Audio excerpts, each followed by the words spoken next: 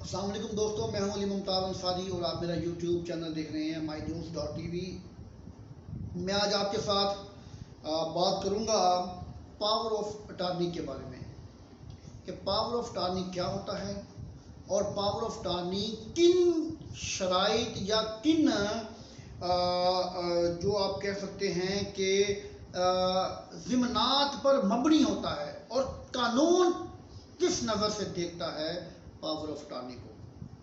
तो दो तरह से पावर ऑफ अटार्नी जो है वो लिखे जाते हैं। और यहाँ पर मैं आपको एक चीज़ क्लियर कर दूँ कि जो सिविल मैटर्स हैं, सिविल कोर्ट्स में मोस्टली देखा जाता है कि पावर ऑफ अटार्नी चाहे वो मुख्तार ख़ास हो चाहे मुख्तार आम हो, वो इस्तेमाल किया जाता है। और प्रॉपर्टीज़ के जो हैं दावाजात में इन्हीं तरह के मामलात देखे जाते हैं कि power of attorney he cases की पैरवी करते हैं। तो सबसे पहले मैं आपको बताता चलूँ कि जिस तरह से पावर ऑफ अटार्नी एक अहमियत का हामिल है, तो पावर ऑफ अटार्नी के लिए सबसे बुनियादी चीज़ कानून की नज़र में ये है कि जो स्टाम्प पेपर हो वो कम अज़ कम 1000 की मालियत का हो। अगर 1000 रुपये मालियत से कम स्टैम्प पेपर आपने लिया और उस पर आपने पावर ऑफ अटार्नी लिख कर कोर्ट में दे दिया, तो कानून की नज़र में इस पावर ऑफ अटार्नी की कोई कानूनी हैसियत नहीं है और आप इसको चैलेंज कर सकते हैं। अच्छा, इसके बाद मैं आपको ये बता दूं कि जब भी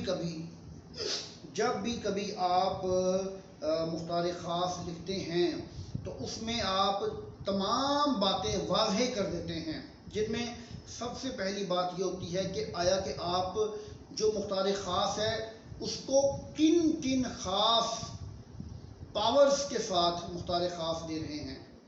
जो पावर ऑफ अटार्नी दे रहे हैं वो आप उनको किन किन जो ख़ास इख्तियारात दे रहे हैं उनको, कि क्या वो आपकी प्रॉपर्टी की महज पैरवी कर रहे हैं या अगर दावा डिग्री होता है तो आपके पास ये भी इख्तियार है कि आप उस प्रॉपर्टी को फ़रोख्त कर सकते हैं, या आप उस प्रॉपर्टी के अगेंस्ट होने वाले दावे को आपके पास आया कि ऐसी पावर है कि आप उसको विड्रॉ भी कर सकते हैं, या आप उस दावे में कोई भी बयान रिकॉर्ड करा सकते हैं। ये तमाम चीज़ें पावर ऑफ अटार्नी में वाज़ेह कर दी जाती हैं। ये ज़िमनात जो होते हैं, जो तहरीर होती है, उसमें ये कंडीशंस, ये पावर्स, ये इख्तियारात वाज़ेह कर दिए जाते हैं। और अगर वाज़ेह ना किए गए हों तो वो पावर्स मुख्तार ख़ास इस्तेमाल नहीं कर सकता। इसके ऊपर बेशुमार सुप्रीम कोर्ट्स की, हायर कोर्ट्स की जजमेंट्स भी हैं कि जिनमें वाज़ेह तौर पे कहा गया है कि पावर ऑफ अटार्नी के पास इख्तियार वो होता है जो उसको दिया जाता है। अच्छा, अब आता है मुख्तार आम। मुख्तार आम की नोयत डिफरेंट होती है, मुख्तार ख़ास से टोटल डिफरेंट नोयत होती है। वो इस तरह से कि जिस तरह से मुख्तार ख़ास को ख़ास इख्तियार दिए गए हैं तो मुख्तार आम को तमाम तर इख्तियार दे दिए जाते हैं। उसको बता दिया जाता है कि आपके पास हर तरह का इख्तियार मौजूद है, कि आप मेरी केस में हर इख्तियार को इस्तेमाल कर सकते हैं। तो जब भी आप कभी पावर ऑफ अटार्नी किसी को दें या किसी से लें तो उसमें आप कंडीशंस जो हैं, जो आपके ज़िम्नात हैं, जो उसमें आपने सेक्शंस बनाए हैं 1, 2, 3, 4, 5 जो भी हैं, उनको अच्छी तरह से पढ़ लीजिए, उनको अच्छी तरह से देख लीजिएगा, समझ लीजिएगा। उसके बाद आप किसी को पावर ऑफ अटार्नी दें या किसी से पावर ऑफ अटार्नी लें। यहाँ पर मैं आपको ये बताता चलूँ कि जो भी मुख्तार ख़ास होगा, अगर उसको फ़रोख्त करने की इजाज़त दी जाएगी तो वो अपने करीबी रिश्तेदारों को वो प्रॉपर्टी फ़रोख्त नहीं कर सकता। ये भी कानून की नज़र में बात वाज़ेह है।